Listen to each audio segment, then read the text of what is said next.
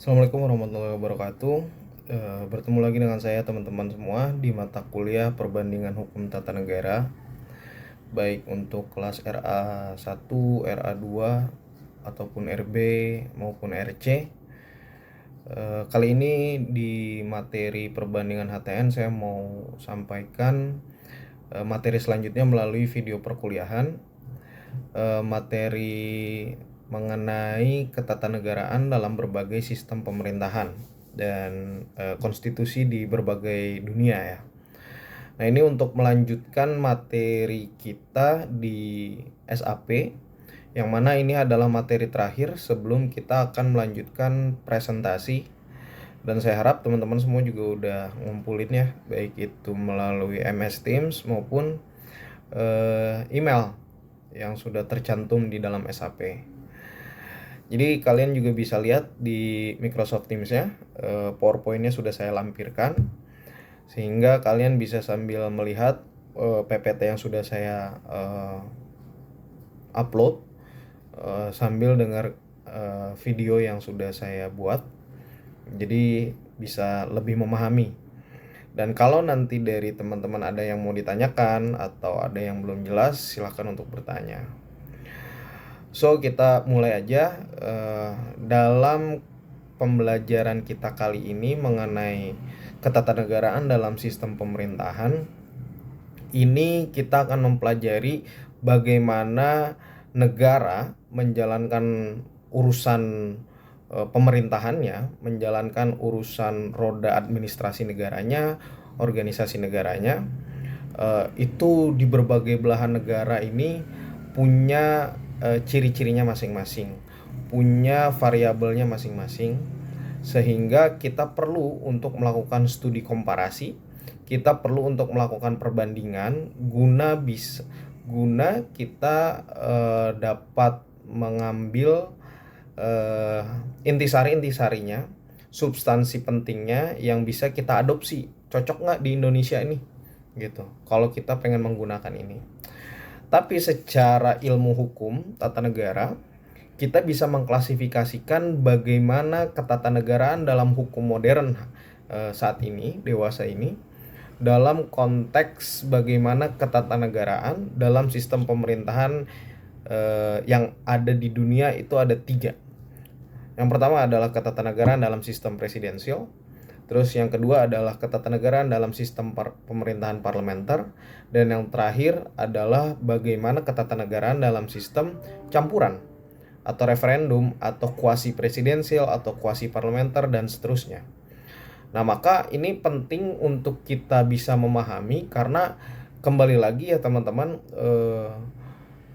basis dasar kita dalam memahami hukum tata negara, kita harus tahu terlebih dahulu nih secara kelembagaan, secara kenegaraan dalam konteks yang luas, lalu kemudian kita juga harus memahami nanti secara spesifik, secara detailnya.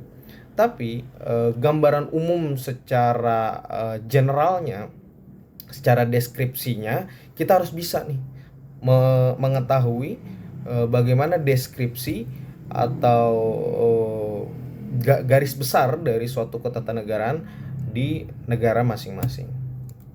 Nah, sebelum kita masuk kepada ketatanegaraan dalam macam-macam sistem pemerintahan, kita harus tahu dulu nih, sistem pemerintahan itu apa sih?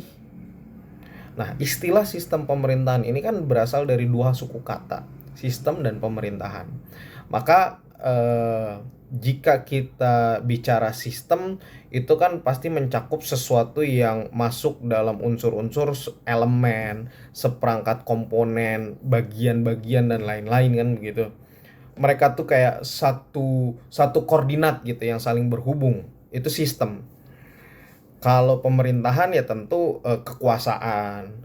Tentu itu adalah suatu organisasi kayak universitas, kayak OSIS, kayak desa, perangkat desa, Karang Taruna dan lain-lain. Itu pemerintah gitu, itu pemerintahan. Lalu kemudian ketika kita bicara sistem pemerintahan, maka seperangkat elemen-elemen dan komponen-komponen ini yang saling punya keterhubungan gitu, yang punya kesatuan, untuk mengatur atau untuk mengelola yang namanya kekuasaan, yang namanya organisasi, yang namanya organ-organ negara, yang namanya kelembagaan. Nah, berarti kalau kita secara harfiah, secara gramatikal kita memahami sistem pemerintahan, pada dasarnya ya udah, berarti suatu komponen, satu bagian-bagian, satu seperangkat elemen yang saling berkaitan, sehubungan dengan kekuasaan, sehubungan dengan organisasi-organisasi dalam mengatur sesuatu.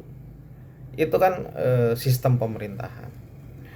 Nah, kalau secara definisi hukumnya, maka kita ambil dari para pakar. Pakar hukum salah satunya Utrecht itu menjelaskan bahwa pemerintahan ini sebenarnya punya pengertian ada 3 hal. Yang pertama, pemerintahan ini adalah gabungan dari satu badan kenegaraan yang berkuasa untuk memerintah. Memerintah kepada siapa? Memerintah yang diperintah. Yang tugasnya adalah untuk apa? Untuk memelihara dan mewujudkan apa yang menjadi cita-cita dari suatu negara tersebut, yaitu menciptakan kesejahteraan, menciptakan keadilan sosial, dan lain sebagainya. Yang kedua, pemerintah itu juga bisa disebut sebagai gabungan badan-badan kenegaraan tertinggi, badan-badan yang sederajat di bawahnya, sampai di badan yang paling rendah, dalam melakukan pengelolaan untuk menyelenggarakan kekuasaan di suatu negara, di satu wilayah. Itu definisinya bisa seperti itu juga. Yang ketiga, Utrecht juga menjelaskan bahwa pemerintahan ini bisa artinya juga adalah kepala negara beserta kabinet-kabinetnya secara jabatan ya, secara struktur. Artinya presiden gitu selaku kepala negara dan kepala pemerintahan beserta dengan menteri-menterinya, beserta dengan kabinet-kabinetnya, itu yang namanya pemerintahan. Pemerintah sama pemerintahan tuh sama apa enggak sih?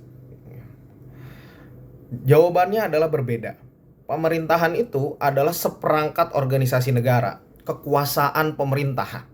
Jadi pemerintahan itu tidak terbatas pada eksekutif, tidak terbatas pada legislatif, tidak terbatas juga pada yudikatif. Tapi pemerintahan adalah seluruh elemen-elemen lembaga yang memang mengelola negara aja, yang mengelola warga negaranya, mengelola masyarakatnya.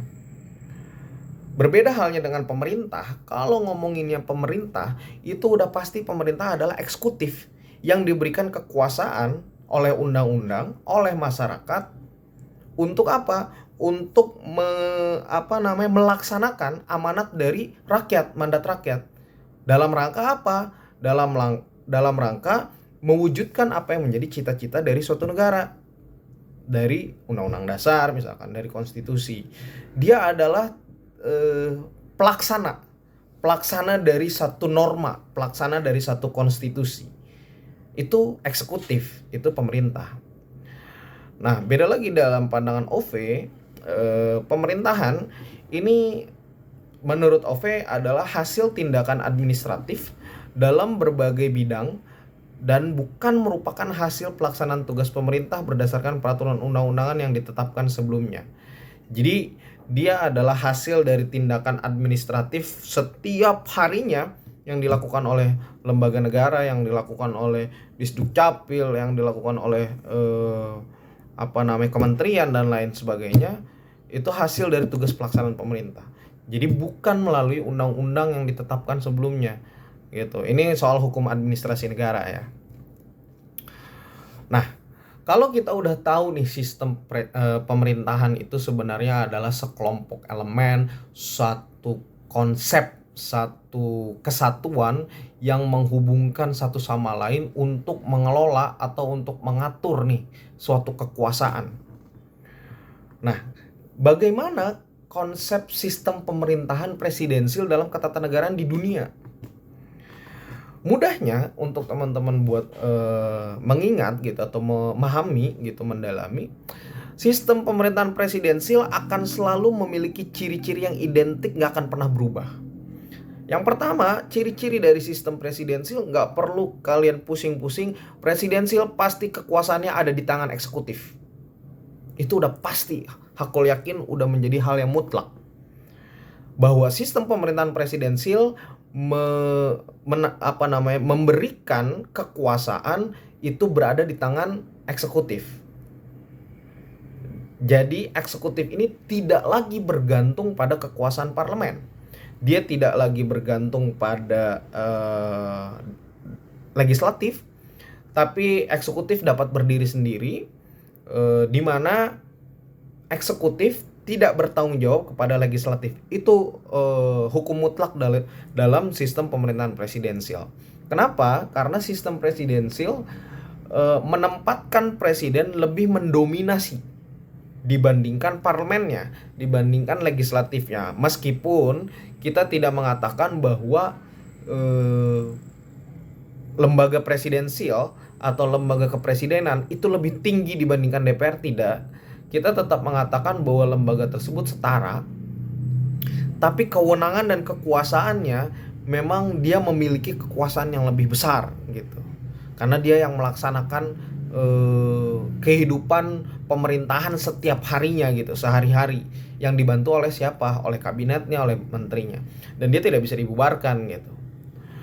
Nah, presiden ini dia punya kabinet, punya menteri yang dalam menjalankan pemerintahannya sesuai dengan periode yang ditentukan oleh undang-undang. Misalkan 4 tahun sekali, ya udah selama 4 tahun dia memimpin selaku presiden gitu, selaku kepala negara sekaligus juga kepala pemerintahan.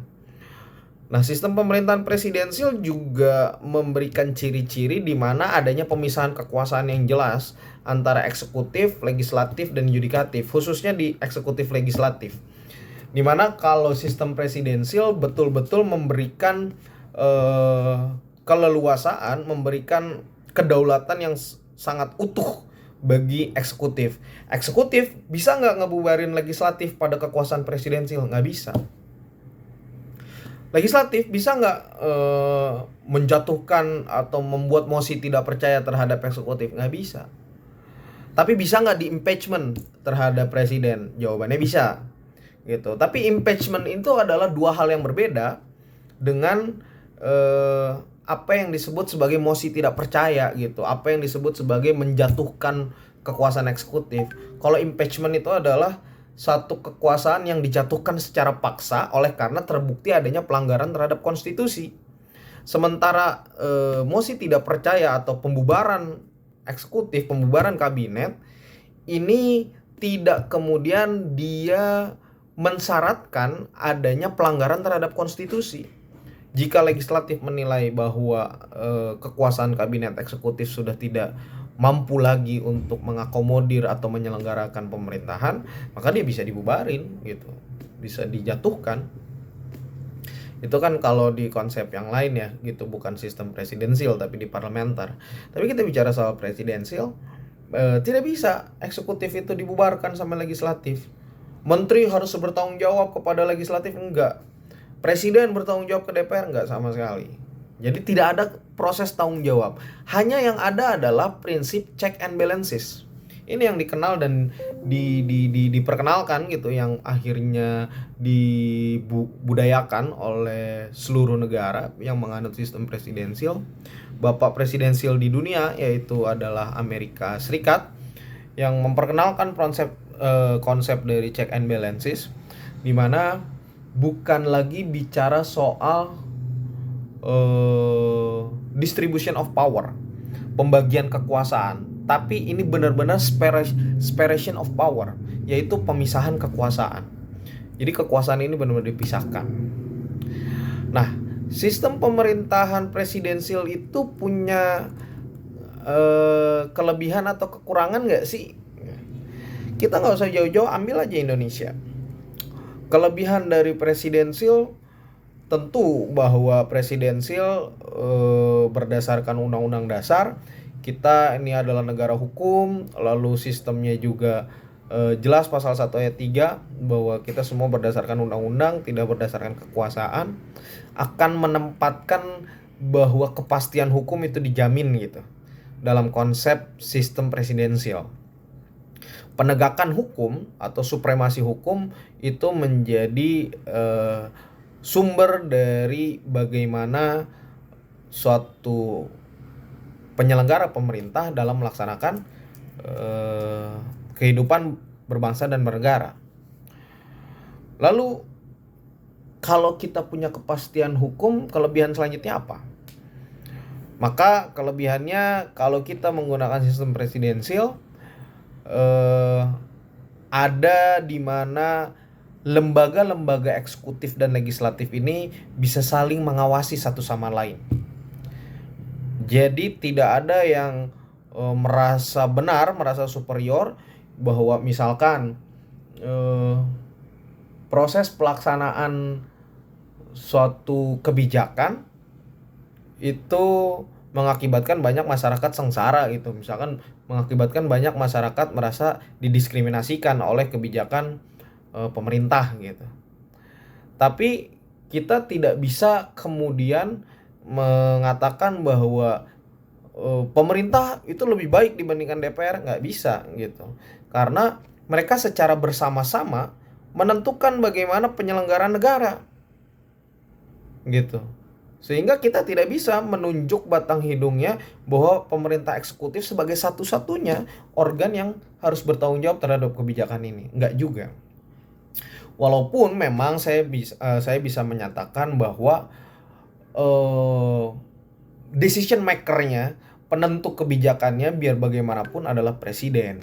Tapi jika presiden satu-satunya yang harus bertanggung jawab atau eksekutif yang harus bertanggung jawab, rasanya tidak fair, karena prinsip check and balances memberikan ruang bagi legislatif dan eksekutif untuk sama-sama membahas bagaimana proses penyelenggaraan negara dalam setiap bulannya, setiap tahunnya itu seperti apa rencananya.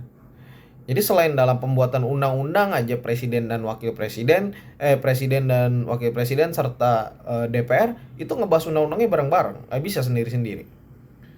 Lalu kemudian menyusun anggaran APBN untuk merencanakan pendidikan harus 20% dong sesuai undang-undang dasar. Itu dibahas sama DPR dan presiden.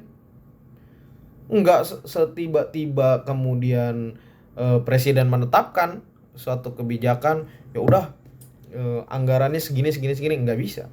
Tapi sebagai Dewan Perwakilan Rakyat memiliki fungsi budgeting, maka DPR juga punya andil yang cukup besar untuk menentukan langkah 1 tahun ke depan, langkah 5 tahun ke depan, anggaran belanja negara, anggaran uang kita itu mau diperuntukkan untuk apa. Terus kemudian juga bicara mengenai pemilihan jabatan-jabatan strategis seperti Hakim Mahkamah Konstitusi, lalu Polri, Jaksa dan lain seterusnya, itu juga melibatkan Dewan Perwakilan Rakyat. Nah ini juga kan tentu jadi ada representasi DPR juga dalam menentukan arah bangsa kita, sehingga tidak hanya eksekutif yang bertanggung jawab penuh, sehingga adanya keseimbangan itu gitu, saling mengkontrol. DPR tuh bisa punya hak interpelasi, ada hak angket. Jadi kalau misalkan ada persoalan-persoalan yang dirasa sudah menyimpang, DPR tuh bisa bikin hak bertanya, hak interpelasi. Dia bisa bikin angket terhadap sesuatu. Itu sangat bisa. Terus kelebihan yang ketiga adalah tidak bisa dijatuhkan ya. Tadi saya bilang jabatan presiden dan kabinetnya nggak bisa dijatuhkan sama DPR. DPR juga tidak bisa dibubarkan oleh pemerintah gitu. Mereka sama-sama gitu bareng-bareng dalam menyusun undang-undang. Dan sistem presidensial, kelebihan yang keempat, ini cenderung lebih stabil. Karena bayangkan kalau parlementer, dia nggak ada batas waktu. Baru menjabat 2 bulan, bahkan dia baru benar-benar dilantik, besoknya dia dijatuhkan, itu bisa banget. Nah, itu kan mau tidak mau, suka tidak suka, mengakibatkan satu tatanan pemerintahan yang kemudian tidak menjadi stabil gitu. Indonesia pernah merasakan itu pada saat Republik Indonesia Serikat. Kita Perdana Menteri berganti, kabinet selalu berganti tiap 6 bulan. Bayangkan. Jadi selama 3 bulan, 6 bulan jatuh lagi, diganti lagi. Gimana mau benar? Baru ngerencanain pemerintahan, baru ngerencanain wah saya pengen kayak gini kayak gini kayak gini buat Indonesia, baru mau direncanakan udah diganti lagi. Ya beda orang beda rencana pasti kan, beda plan. Itu cenderung tidak stabil kalau parlementer. Tapi sementara dengan konsep presidensial memberikan kewenangan yang cukup stabil ya, kekuasaan yang cukup stabil. Nah itu kelebihannya. Lalu apa kelemahannya? Presidensial juga memiliki kelemahan. Kalian bisa lihat di PowerPoint-nya. Polisi, jaksa, dan hakim biasanya dalam konsep eksekutif presidensial ini dia itu berada di bawah kekuasaan eksekutif. Sehingga karena dia itu di bawah kekuasaan eksekutif, pasti apa yang menjadi namanya aparat ya gitu sebagai infrastruktur politik, infrastruktur kekuasaan, dia sebagai aparatur represif kalau berdasarkan teorinya, maka dia akan cenderung merepresentasikan wajah dari kekuasaan untuk melanggengkan atau untuk memuluskan jalannya dalam memuluskan jalannya dalam merealisasikan setiap kebijakan-kebijakan yang dikeluarkan oleh eksekutif gitu. Sehingga ya independensi terhadap lembaga yudikatif atau para justisi ini seperti jaksa, karena jaksa agung kan benar-benar bertanggung jawabnya sama presiden gitu, karena jaksa itu di bawah presiden gitu bertanggung jawabnya. Terus kemudian polisi juga sebagai institusi negara tapi dia di bawah eksekutif, di bawah presiden. Dan bahkan di Indonesia hari ini kan KPK di bawah eksekutif gitu. Jadi cenderung tidak memiliki independensi ya, jadinya nggak imparsial. Lalu kemudian kelemahannya dalam konsep eksekutif ini, pengawasan rakyat terhadap pemerintah ini kurang berpengaruh, sehingga kewenangan eksekutif lebih dominan bahkan mengarah kepada otoriter. Kenapa demikian? Karena ketika dia menjabat ya sudah susah untuk tidak ada proses mekanisme pertanggungjawaban yang cukup masif gitu, yang real gitu kepada rakyat. Karena dia tidak bisa dijatuhkan kecuali impeachment satu-satunya, dan pelanggaran konstitusi itu sangat susah sekali gitu, sangat sulit sekali untuk dibuktikan gitu. Karena di Indonesia belum pernah ada selain Abdurrahman Wahid atau Gus Dur yang mana dia mundur akhirnya kan. Dan itu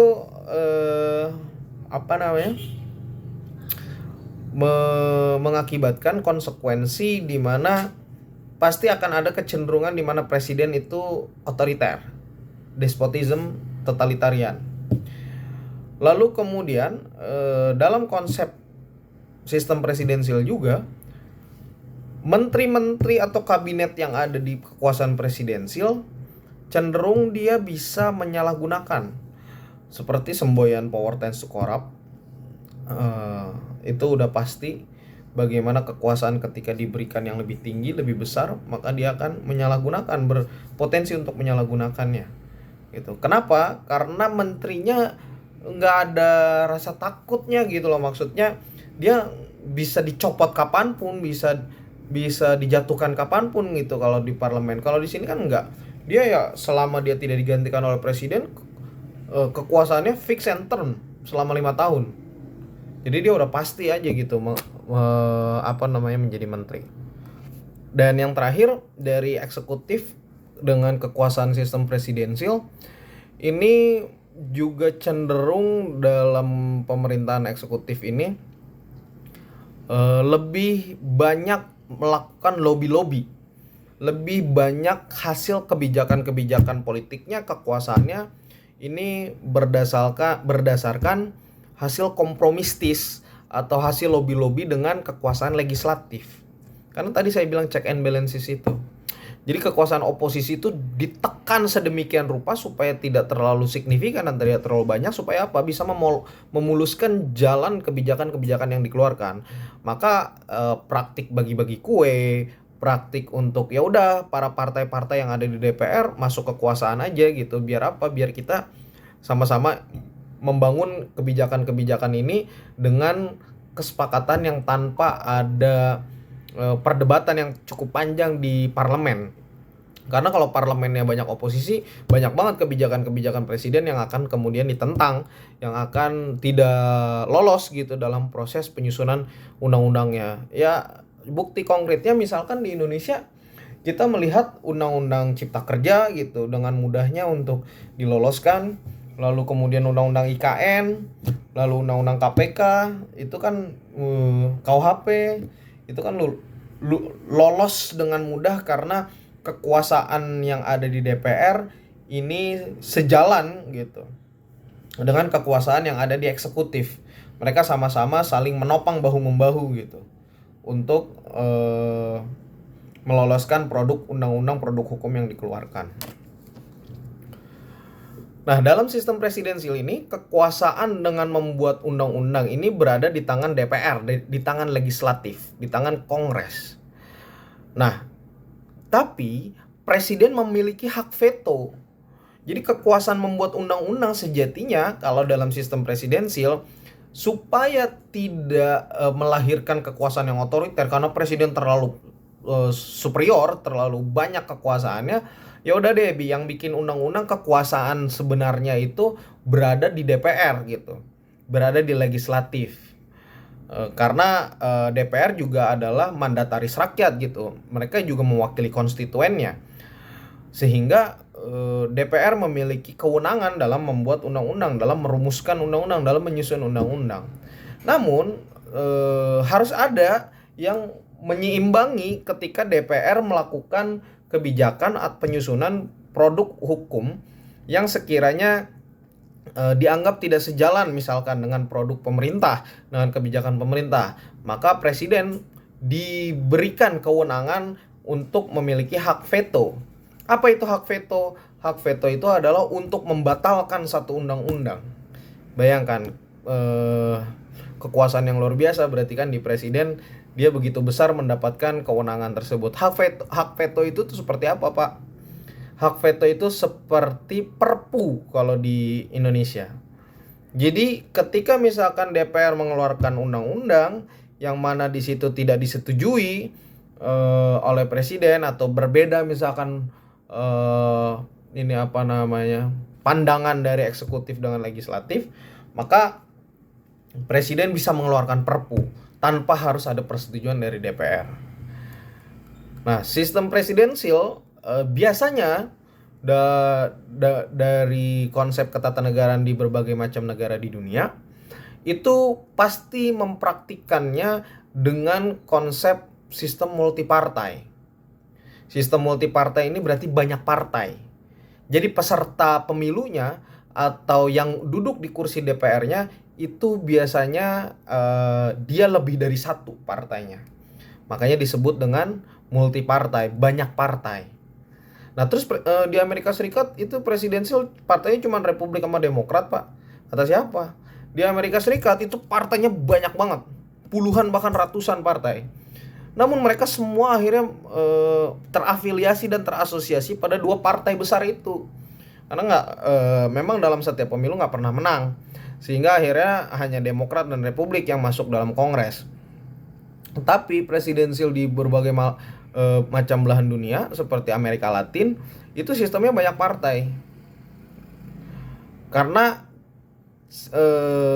peta konfigurasi kekuatan politiknya, masyarakatnya itu pasti akan heterogen, akan banyak banget pahamnya, banyak dari ideologisasinya, mindset berpikirnya itu pasti akan berbeda-beda. Nah, yang kemudian dalam konsep ketatanegaraan itu harus dilengkapi dengan pengaturan yang konstitusional, karena pasti kalau terlalu banyak partai-partai masuk gitu akan berakibat di mana terfragmentasi gitu bahasanya ya kalau dalam ilmu partai politik. Satu ruang legislatif itu akan terfragmentasi apabila tidak ada filternya, tidak ada batasan-batasannya. Kenapa terfragmentasi? Karena ya pasti nanti semua partai bisa masuk, lalu tidak akan ada suara mayoritas yang benar-benar gitu. Tidak akan ada suara yang benar-benar bulat. Karena ya udah banyak partai yang ikut dalam kursi legislatif, yang udah ada masuk di DPR, karena terlalu banyak suara partainya. Tapi kalau misalkan dibatasi, maka sebenarnya akan terlihat mayoritas suaranya itu akan sebanyak apa gitu. Nah itu memang banyak plus minus ya, ada kelebihan dan kelemahan dari setiap konsep sistem pemerintahan. Nah itu dari presidensial. Nah, lalu bagaimana ketatanegaraan dalam sistem pemerintahan parlementer? Dalam sistem ketatanegaraan parlementer, negara-negara yang menganut sistem parlementer, sistem ini menempatkan legislatif lebih dominan dibandingkan kekuasaan eksekutif, di mana parlemen ini punya peranan yang cukup penting, cukup vital dalam menyelenggarakan roda pemerintahan sehari-hari. Nah, parlemen di sini punya kewenangan dan kekuasaan untuk memilih, mengangkat dan memberhentikan perdana menteri beserta kabinetnya dan jajarannya gitu. Di mana mengeluarkan semacam mosi tidak percaya. Jadi mosi tidak percaya ini kemudian akan disepakati oleh kekuasaan parlemen mayoritas. Memang nanti ketika sudah disepakati, maka Perdana Menteri itu akan jatuh. Eksekutif itu benar-benar bergantung sekali pada kekuasaan parlemen. Itu ciri khas yang benar-benar sangat berbeda dengan kekuasaan presidensial. Nah, sistem parlemen ini lahir pertama-tama itu di Inggris, di mana adanya sebuah evolusi perubahan kekuasaan yang sebelumnya monarki absolut menjadi monarki konstitusional. Yang sebelumnya raja memiliki kekuasaan yang cukup berkuasa, sangat dominan, karena desakan rakyat, desakan masyarakat, maka raja akhirnya mundur dari kekuasaan yang absolut, yang kemudian raja hanya menjadi simbol bagi satu negara tersebut, menjadi kepala negara, di mana akhirnya kekuasaan demokrasi yang berasal dari rakyat ini punya panggungnya di masa-masa peradaban Inggris pada saat itu, semenjak Magna Carta, semenjak Raja Louis jatuh dan seterusnya gitu.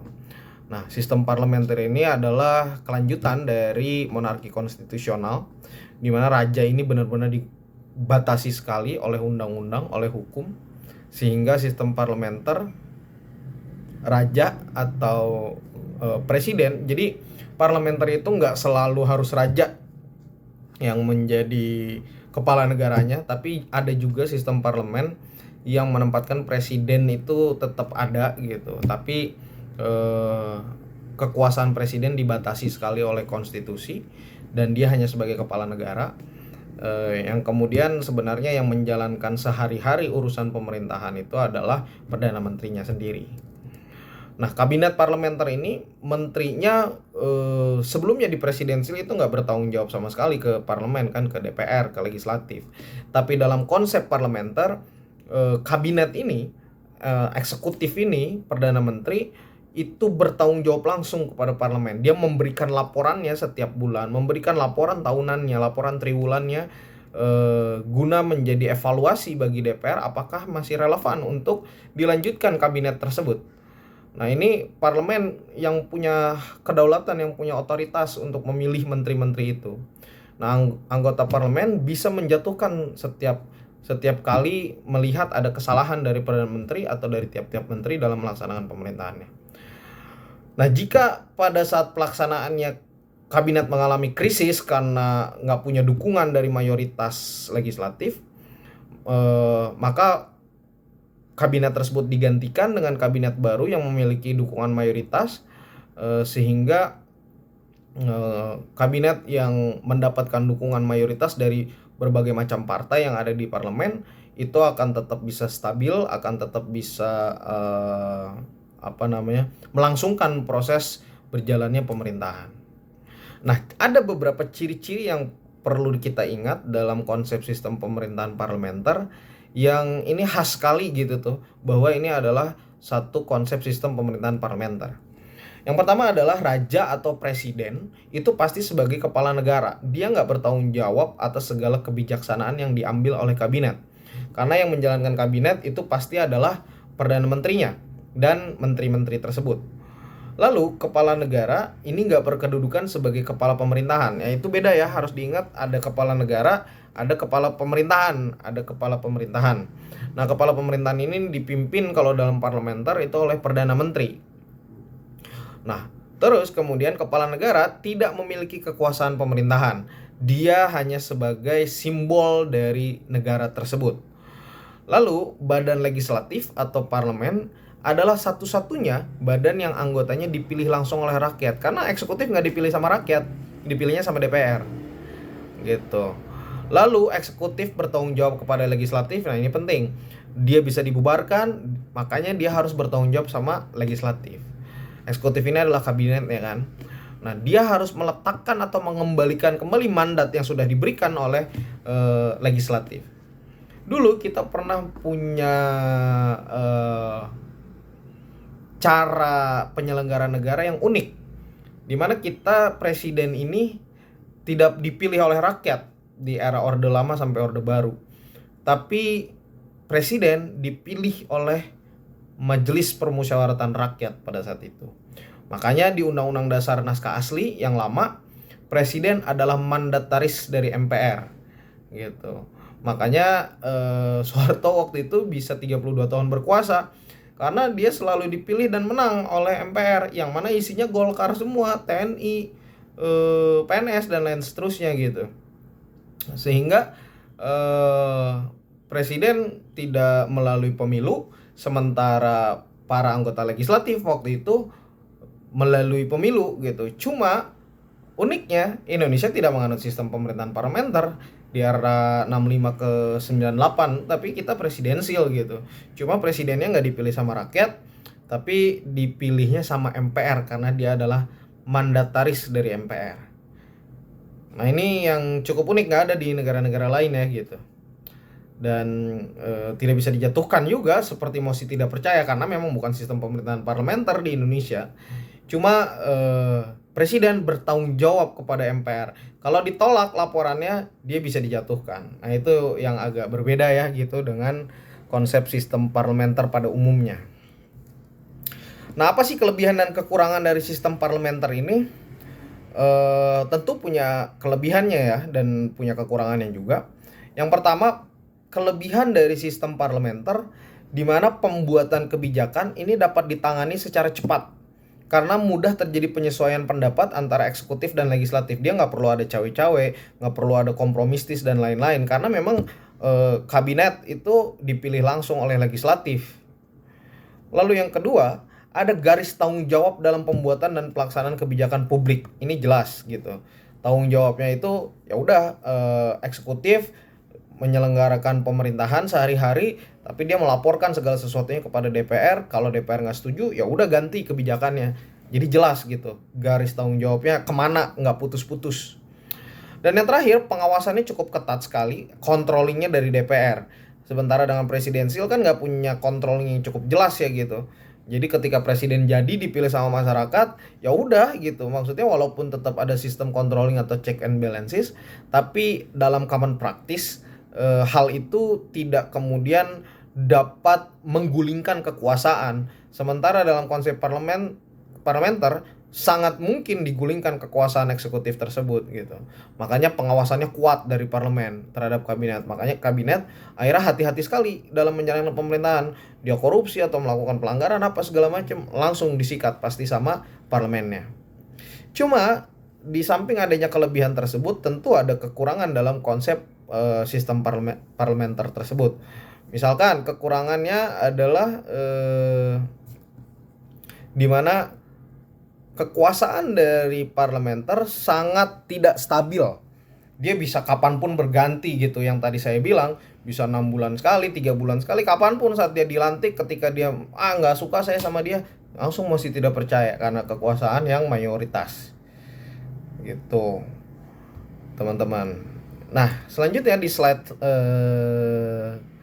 berikut, kalian bisa lihat perbandingan sistem pemerintahan yang dianut oleh Indonesia dengan sistem pemerintahan yang dianut oleh pemerintahan beberapa negara. Misalkan Indonesia, di dalam tabel itu kalian lihat kalau ketatanegaraan dan sistem pemerintahnya, Setelah kita amandemen sebanyak 4 kali Undang-Undang Dasar 1945, bentuk pemerintahan kita adalah republik, bentuk negara kita adalah kesatuan, sistem pemerintahan kita itu konkret ya, presidensial. Yang kedua, kekuasaan eksekutif itu benar-benar ada di presiden, dan presiden dan wakilnya dipilihnya secara langsung oleh rakyat. Pemilu gitu. 32 tahun kita nggak ada pemilu presiden gitu. Nah, kekuasaan yudikatif di dalam pemerintahan Indonesia ini dijalankan oleh Mahkamah Agung, di mana Mahkamah Agung dan badan peradilan di bawahnya sampai pengadilan negeri itu independen, tidak bertanggung jawab langsung kepada presiden, nggak ada Mahkamah Agungnya. Dan sekarang sudah ada Mahkamah Konstitusi semenjak Undang-Undang 1945 dilakukan perubahan. Kalau kita lihat misalkan contoh Pakistan perbandingannya. Kalau Pakistan, badan eksekutifnya terdiri dari presiden yang beragama Islam, tentu harus beragama Islam ya. Terus yang kedua, Perdana Menterinya tidak boleh merangkap anggota di lembaga legislatif. Jadi ada Perdana Menteri di Pakistan. Yang ketiga, presiden mempunyai wewenang untuk memveto adanya peraturan perundang-undangan. Nah, ini hak veto tadi yang Perpu saya bilang, yang telah diterima oleh badan legislatif. Kalau misalkan badan legislatifnya itu udah menerima proses produk undang-undang, presiden nggak setuju, dia bisa punya hak veto terhadap hal itu. Lalu kemudian di Prancis, kalau kita bandingkan, ini menarik juga Prancis, bahwa dengan ketatanegaraan sistem pemerintahan Prancis, itu kedudukan eksekutif itu kuat karena dipilih langsung oleh rakyat. Macron itu presiden dipilih oleh rakyat, tapi kepala negaranya juga itu adalah presiden dengan masa jabatan selama 7 tahun. Presiden diberikan wewenang untuk bertindak pula dalam masa darurat ketika menyelesaikan krisis. Cuma yang membedakan adalah untuk menyelenggarakan kekuasaan roda pemerintahan sehari-hari itu tetap ada Perdana Menteri. Dan ada sistem parlemennya juga. Nah, jika suatu undang-undang yang telah disetujui oleh legislatif tetapi tidak disetujui oleh presiden, maka undang-undang tersebut diajukan langsung kepada rakyat. Jadi langsung bikin referendum. Itu kerennya Prancis. Sementara Amerika Serikat dengan kekuasaan presidensial murni, badan eksekutifnya terdiri atas presiden dan ada menteri-menterinya ya yang sebagai pembantunya. Presiden dinamakan Chief Executive, jadi dia kepala eksekutif penyelenggara negara. Masa jabatannya 4 tahun. Dia nggak bisa membubarkan legislatif, membubarkan kongres. Sebaliknya juga, kongres nggak bisa memberhentikan presiden. Hanya impeachment yang bisa menjatuhkannya dia. Nah, perbedaan dari sistem pemerintahan presidensial dan parlementer kalau kita simpulkan dari perbandingan hukum tata negara ini, di mana kita melihat bahwa ada persamaan-persamaan dan perbedaan-perbedaan antara sistem pemerintahannya, setidaknya tuh mirip-mirip lah gitu. Tapi masing-masing negara tentu memiliki kehususannya sendiri berdasarkan sejarahnya, politiknya, dan kebudayaannya masing-masing gitu. Jadi kita bisa melakukan perbandingan untuk mengembangkan sistem pemerintahan yang akan datang yang menurut kita lebih baik. Kalau misalkan kita melihat bahwa Mahkamah Konstitusi sama Mahkamah Agung ini seperti tumpang tindih dalam melakukan pengujian terhadap undang-undang. Kadang misalkan Mahkamah Konstitusi mengatakan undang-undang A itu telah bertentangan dengan konstitusi, tapi tiba-tiba Mahkamah Agung tetap melakukan pemeriksaan terhadap undang-undang yang udah dikatakan tidak berlaku, sudah inkonstitusional gitu. Nah, ini yang harusnya harus adanya rekonsiliasi, harmonisasi antara satu lembaga gitu, supaya kita bisa mendapatkan kemajuan yang lebih baik untuk ketatanegaraan atau kelembagaan negara yang ada di dunia, di Indonesia. Misalkan Indonesia dengan adanya penggunaan sistem presidensial tidak kemudian sama persis dengan Amerika, enggak gitu. Karena tetap ada variasi-variasi yang disesuaikan dengan perkembangan ketatanegaraan dari setiap negara. Mana ada Amerika Serikat MPR? Nggak mungkin ada 2 partai, Republik dan Demokrat. Kita udah banyak partainya. Jadi kita menyesuaikan dengan kondisi perkembangannya. Nah, perbedaan yang mencolok ada di sistem presidensial dan parlementer terdapat beberapa contoh ya yang ada di tabel, kalian bisa lihat. Yang pertama, sistem parlementer perbedaannya kekuasaan ada dipegang oleh parlemen, Terus Perdana Menteri bersama Kabinet Pemerintah adalah organ parlemen yang melaksanakan tugas pemerintahan. Dia bertanggung jawab. Sementara presidensial, pemegang kekuasaan terletak pada presiden yang terpisah kekuasaannya dengan parlemen. Dia berdiri sendiri secara berdaulat ya gitu. Secara independen. Lalu dalam sistem parlementer, kalau parlemen menganut supremasi parlemen, kekuasaan tertinggi ada di parlemen, di mana nggak ada pemisahan atau cabang kekuasaan antara legislatif. Jadi separation of power tuh nggak ada. Adanya distribution of power kalau di sistem parlementer. Sebaliknya di dalam presidensial ada separation of power.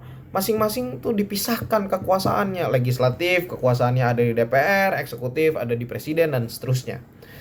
Kalau sistem presidensial itu ada legitimasi politik yang sama antara presiden dan parlemen. Karena parlemen dipilih sama rakyat, presiden juga dipilih sama masyarakat.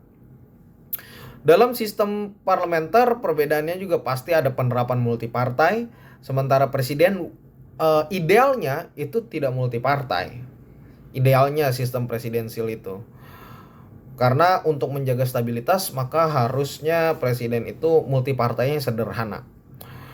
Nah, para menteri diangkat dan diberhentikan oleh presiden. Nah, terus sistem parlementer perbedaannya kalau eksekutifnya, Perdana Menterinya bertanggung jawab kepada parlemen, sementara presiden bukan mendapatkan mandat dan legitimasi dari parlemen, tapi dari rakyat langsung melalui pemilihan umum, sehingga dia tidak ada kewajiban untuk bertanggung jawab kepada DPR. Nah, yang terakhir ada ketatanegaraan dalam sistem pemerintahan campuran atau referendum nih. Sistem referendum atau campuran ini mengadopsi hal-hal yang baik dari presidensial diambil, dari parlementer juga diambil. Referendum ini contoh salah satunya adalah berasal dari kata river yang berarti mengembalikan. Sistem referendum ini adalah mengembalikan kedaulatan itu langsung kepada masyarakat. Walaupun dalam pelaksanaannya punya variasinya macam-macam, baik itu dari parlementer maupun presidensial. Sistem campuran, dalam konsep sistem campuran, presiden bukan langsung dia sebagai kepala negara dan kepala pemerintahan tok gitu. Tapi ada di dalam sistem campuran di mana presiden dia nggak kehilangan kekuasaannya, walaupun anggota parlemen memberikan mosi tidak percaya. Karena mosi tidak percaya diberikannya kepada Perdana Menteri. Tapi presiden nggak punya kekuasaan dan kewenangan untuk menjalankan sehari-hari roda pemerintahan. Seperti di Prancis gitu. Rakyat bisa langsung ikut serta gitu dalam referendum ini, dalam mengatur kebijakan negara gitu. Ikut serta dia dalam menanggulanginya, sehingga pemerintah akan memperoleh pengalaman yang baik dalam menyelenggarakan kepentingan rakyat. Jadi dia langsung merasakan apa sih menurut masyarakat itu pendapatnya, walaupun memang teknisnya cukup rumit ya, karena referendum akan melibatkan seluruh masyarakat. Kalau Prancis mungkin negaranya kecil gitu. Tapi bagaimana dengan Cina? Bagaimana dengan Indonesia? Apakah bisa dimungkinkan melakukan referendum? Seperti itu. Nah, dalam sistem pengawas referendum ini atau campuran, pengawasan dilakukan dalam 3 bentuk referendum. Yang pertama adalah referendum obligatoir, referendum fakultatif, dan referendum konsultatif. Obligatoir itu maksudnya adalah referendum yang harus mendapatkan persetujuan langsung dari rakyat sebelum suatu undang-undang tertentu diberlakukan. Sementara fakultatif ini referendum yang dilaksanakan apabila dalam waktu tertentu setelah satu undang-undang diumumkan ternyata ada hak-hak yang dihilangkan gitu. Lalu ada orang-orang yang menginginkan adanya referendum, maka referendum itu dibuat. Ada referendum konsultatif, di mana referendum ini menyangkut soal-soal teknis. Biasanya rakyat kurang paham tentang materi undang-undang yang diminta diundangkan persetujuannya, maka dijelaskan melalui referendum konsultatif tersebut. Negara-negara yang menganut sistem pemerintahan referendum itu saat ini adalah Prancis dan Iran. Kenapa Prancis dan Iran melakukan demikian? Karena Prancis di awal revolusi Prancis itu punya pengalaman yang luar biasa banyak dalam sistem ketatanegaraan. Dia pernah mengalami masa Dewan Konstitusi Nasional, Dewan Legislatif, masa Konvensi Nasional, dan masa Direktorat itu pernah. Di mana pemerintahan Charles waktu itu, ketatanegaraan Prancis melaksanakan dan menyetujui demokrasi parlemen, sistem parlementer yang digunakan. Dia bisa menjatuhkan Perdana Menteri dan Dewan Menteri-menterinya, kabinetnya. Tapi presiden tetap ada. Dia melindungi konstitusinya dan punya kewenangan-kewenangan dalam keadaan krisis untuk melaksanakan kekuasaan. Gitu. Nah, sementara Iran dia menganut sistem campuran seperti halnya Prancis. Dia menerapkan sistem pemerintahan yang diwakili oleh fakih atau dewan fakih, dewan keimanan ya, di kekuasaan negara Iran. Oleh karena itu, kepala pemerintahan dipegang oleh seorang presiden. Dia dipilih oleh rakyat, tapi diangkat, dilantik, dan diberhentikan oleh fakih dan dewan fakih tersebut. Gitu, tetap ada gitu jadi dewannya, itu makanya dicampurkan. Dan yang terakhir ada ketatanegaraan dalam sistem Islam ya, atau negara Islam di Timur Tengah. Ada beberapa pandangan tentang hubungan antara Islam dan ketatanegaraan. Ada banyak aliran-aliran yang memperdebatkan bagaimana konsep ajaran Islam masuk dalam bingkai ketatanegaraan ya, dalam konsep bernegara. Pendapat pertama atau paham pertama mengatakan bahwa Islam ini bukan hanya sekedar agama, tapi Islam ini adalah satu pedoman hidup yang lengkap, termasuk juga mengajarkan bagaimana sistem penyelenggaraan negara dan politik yang sudah pernah dicontohkan oleh Nabi Muhammad SAW. Ada juga paham yang kedua yang berpendapat bahwa Islam adalah agama. Jadi memang dia secara kepercayaan gitu. Sebenarnya itu tidak ada hubungannya dengan urusan kenegaraan. Maka agama adalah hubungan kita dengan vertikal kepada Tuhan. Oleh karena itu Muhammad SAW adalah Rasul yang mengajak umatnya ke jalan Tuhan. Dan Nabi Muhammad tidak pernah dimaksudkan untuk hadir, ya udah saya mendirikan dan mengepalai satu negara.